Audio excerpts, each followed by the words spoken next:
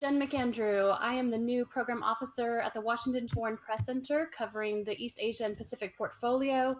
I want to welcome you all today for this on-the-record Zoom briefing on the 70th anniversary of the end of the Korean War and the strong partnerships between the United States and our Northeast Asian allies. Today's briefer is David R. Stillwell, the Assistant Secretary of State for the Bureau of East Asian and Pacific Affairs, and we really appreciate him giving his time today for this briefing. A few ground rules. The contents of this briefing are embargoed until the end of the briefing. We will post the transcript and the video later today on our website, which is fpc.state.gov. If you publish a story as a result of this briefing, please share the story with us by sending an email to dcfpc. A couple of things to keep in mind while using Zoom. We have muted all of the participants and turned off your videos. Please ensure that you have clicked on the participant list and changed your account to reflect your name and news outlet. This will help us during the question and answer portion of the briefing. Assistant Secretary Stillwell will give short opening remarks, and then we will open it up to questions. We do have a hard stop time today of 12:55, so we'll just have time for a few. If you have a question, you can also go to the chat box. This is a feature there that allows you to virtually raise your hand. At that time, we will unmute you and call on you so that you can ask your question. And with that, I will pass it over to Assistant Secretary Stillwell. Thank you, Jen. Hey, everybody, I'll get to the point here because I want to hear your questions, but thanks for taking the time to join today. You know, 2020 is a really important year in the history of our alliances. In January, we celebrated 60 years of the U.S.-Japan Security Treaty of Mutual Cooperation and Security. This month, we're both recognizing the 70th anniversary of the beginning of the Korean War, and we're also noting 75 years since the Battle of Okinawa. Similar timing, two very different events. It's fitting that today, June 25th, marks 70 years since the beginning of the Korean War. As the president mentioned in his statement earlier, we'll never forget those who fought alongside us, both from the Republic of Korea and those under the United Nations command, as well as those who laid down their lives in the name of our shared values of freedom and democracy. The U.S. commitment to the defense of the Republic of Korea remains ironclad. We must remind ourselves of the origins, right? If we forget our history, we are doomed to repeat it, as Santayana said. The war began on the 25th of June, 1950, when North Korea thought they had the opportunity to invade and take over South Korea, uniting the peninsula under authoritarian regime. This was supported by the Chinese. And since we're talking about history, the failure of the PRC to acknowledge the history, as evidenced by the museum in Dandong on the border of North Korea, which still states that the war began when the US and allied forces with the ROK crossed the 38th parallel to the north after the invasion, is problematic. And we all need to help them understand the importance of seeking truth through facts. At the same time, 75 years ago, we also recall the Battle of Okinawa and the legacy of sacrifice that gave birth to our cornerstone alliance with Japan. It was formed out of a shared commitment to freedom and democracy. Today, these alliances are key to combating authoritarianism and totalitarian ideologies in the Indo-Pacific region that seek to undermine the global order. As we often say, those who share values magnify each other's strengths. We all see the world the same. We understand the importance of human dignity and giving people a voice and a choice through democratic processes. And we know that this is the way to govern. We share a common vision with the Republic of Korea and Japan for the region based on security and prosperity that includes democracy, freedom of expression, open markets, and inclusivity. Based on these shared interests, we are encouraged, Japan and the ROK are building a positive relationship that will come to terms with the past and move forward together into the future. We are all challenged by the corona pandemic, but as Korea, Japan, and others in the region, like Taiwan, have showed us, it is possible and it's even preferable to deal with the pandemic in ways that stay true to democratic norms and respect human dignity. We trust our people to do the right thing. We don't lock them in their homes. We don't weld them in their homes. We don't separate them from their families. We tell them how to manage this. We give them information and we allow them to deal with it in that way, again, respecting human dignity.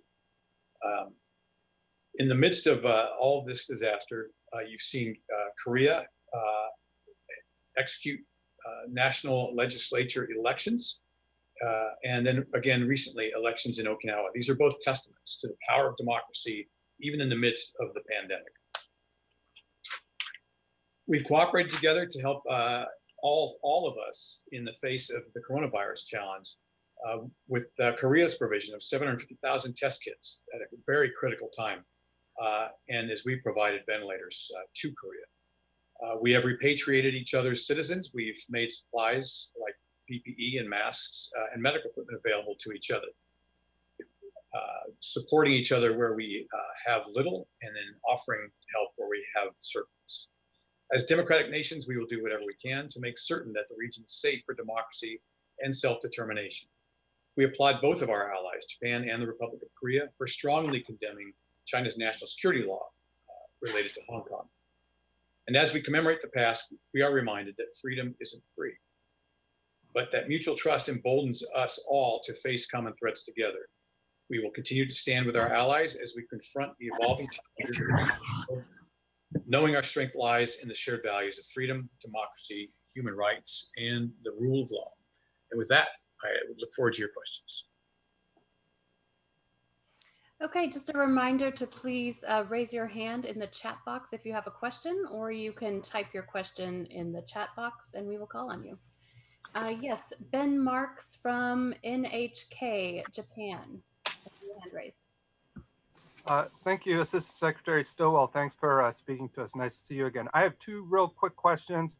The first is, in your opening remarks, you mentioned Japan and South Korea resolving their past history for the sake of security in the Indo-Pacific. Can I just get your reaction to South Korea filing a complaint in the WHO protesting export restrictions by the Japanese government earlier this month? And then real quickly, my second question is, the Japanese government has scrapped plans to install the Aegis Ashore. What alternatives are there for Japan in defending against North Korean missiles, if not the Aegis Ashore?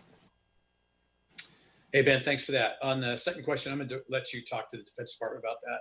I would rapidly get out of my depth, being an Air Force guy, retired, commenting on other systems. So let me push you over to those folks. As far as the WTO, I think you meant, not WHO. Look, these systems are out there for all of us to use and to have a discussion on resolving trade issues or other things. So, these processes are there for a reason, and allow two sides to have a discussion on that.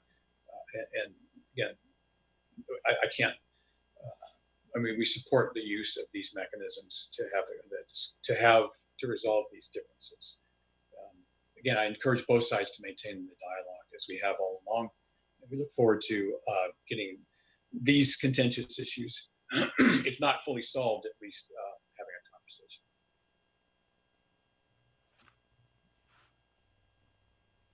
Great, thank you. Do we have another question?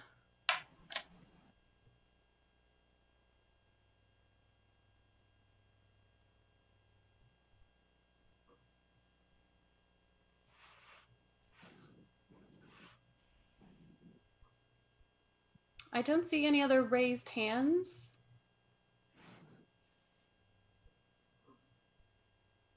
Is there a written question? Oh, here we have a question from VOA Korean.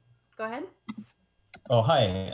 Thank you for doing this. I just have a question about North Korea. Are you still hopeful that this North Korean issue can be resolved in the near future? We remember the last time the U.S. met with the North Korean in their working level was back in October, and since then there's no sign for the two countries to resume talks.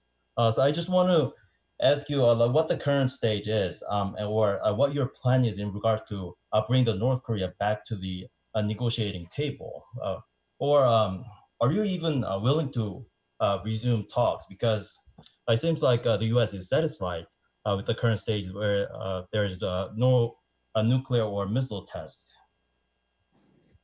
Hey, thank you for that question. Again, I don't I'm happy to discuss things that are in my portfolio, but Aegis Ashore is defense. North Korea is in the special representative channel, obviously Alex Wong and the deputy Steve Biegun.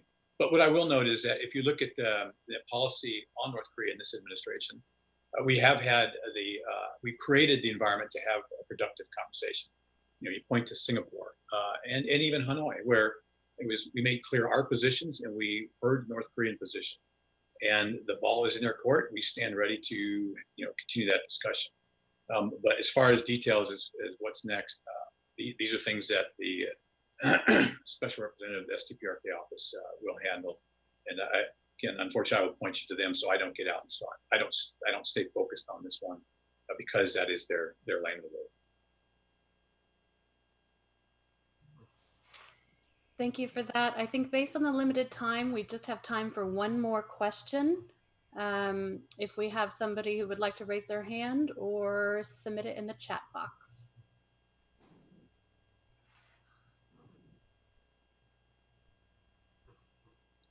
Yes, I have another follow-up question from Ben Marks, NHK. Yeah, hi. Thank you, Secretary Stillwell. If I could follow up on the Japan-South Korea question.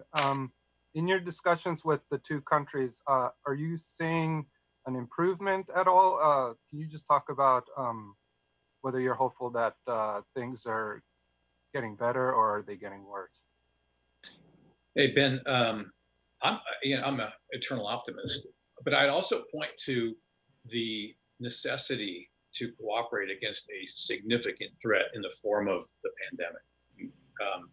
And we have seen positive interaction on that. These are saving human lives, and it tends to focus one's attention on what's really important. So we have seen cooperative outreach on both sides related to the pandemic, and we will continue to work with that. And our cooperation with Japan on this has been, I mentioned Korea earlier with the test kits and the rest. But we also had very good cooperation with Japan, dealing with the cruise ships, sharing ideas on drug treatments and other things. We've noted that in dealing with the pandemic, we are all in a race to getting a vaccine, finding treatment for this, and we have very positive cooperation across all fronts, and especially with our allies in the region on using each other's strengths. Research we have already conducted and the rest. So I would just point to the world's focus on an avoidable pandemic that has got us all just simply trying to survive, try to keep our economies afloat. And these are areas where cooperation is not just essential, but ongoing. Okay, thanks for that. We just have one more question. This will be the final question from Young Eun Lee from Channel A. This will be the last question. Hi, do you hear me? I would like to ask questions about the book written by the former National Security Advisor, John Bolton, in a sense that we need mutual trust for the alliance. So recently, Chung Eui-yong, the Director of National Security at Blue House, said in a statement that a considerable portion of his book is distorted. And he said it represents a violation of the basic principle of diplomacy, which could harm the sincerity of future negotiations very seriously. So what would be the response from the US or the Trump administration? And then can you explain a little about what you think about this issue? Thank you. That's easy. I have not looked at it or seen it. I've been so busy dealing with mostly with the pandemic, with China in movement into Hong Kong, South China Sea issues. My entire focus has been on the China problem, and I tell you that in complete honesty. I haven't looked at it. I haven't tracked it. I really am not tracking that subject. So I'm sorry I can't offer you more on that. Thank you. We'll just go back to the topic of the briefing. We do have one final written question, and that is from Scott Stewart of the Sankei Shimbun. The question is, yesterday's country reports on terrorism mentioned the North Korean abduction of Japanese citizens, which had been omitted in the previous report. Is there a reason this matter was included in this year's report? I don't know. I don't have the answer to that. Sorry, I can't offer you more on that, except for the fact that this is an issue that has been ongoing for a long time.